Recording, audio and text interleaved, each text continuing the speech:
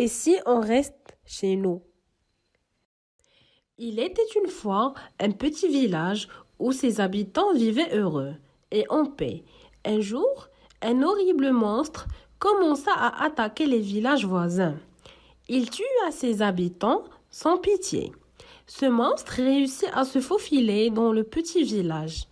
La panique régna. Tout le monde avait peur. Que doit-on faire? Le sage du village s'adressa aux habitants. Écoutez bien, n'ayez pas peur, ce monstre est si fragile, il ne peut se déplacer que par nous. Alors, que doit-on faire? Demanda un vieil homme.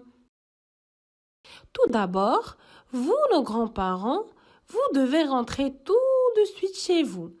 Évitez tout contact avec les autres habitants. Et nous, monsieur le sage? Demanda une dame. Vous, chère maman, gardez nos petits à la maison. Le monstre les adore. Ce sont un excellent moyen pour se déplacer et se propager. Entrez et restez chez vous. À partir d'aujourd'hui, il est strictement interdit de sortir. Oh, nous allons tous mourir de faim? On n'aura plus rien à manger? Cria un habitant. Heureusement, les assistants du sage étaient là. Non, non, tout ce dont vous aurez besoin vous sera fourni. Restez seulement chez vous, dit un assistant. Écoutez-moi bien, disait le sage, ce monstre est si petit et dangereux, mais il est si fragile. Il a peur de la propreté. Lavez bien vos mains avec du savon, frottez bien, évitez de toucher vos yeux, votre nez ou votre bouche avant que vos mains soient bien propres.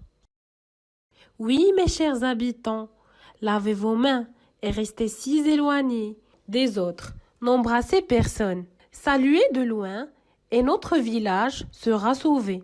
Les habitants aimaient tellement leur village et voulaient le protéger de cet ennemi, mais sans armes, juste en restant chez eux. Le petit village, qui était si dynamique et plein d'activités, aujourd'hui est si calme. Dans ces rues, on ne voyait que quelques habitants qui devaient sortir, mais ils sont si loin l'un de l'autre. Le sage et ses assistants travaillaient jour et nuit, en groupe, un pour traiter les patients, l'autre pour enseigner aux élèves à distance et un autre groupe pour protéger le village. La fin de mon histoire, à vous de l'écrire. Si vous voulez qu'elle soit une fin heureuse, comme dans les autres contes, restez chez vous et lavez vos mains.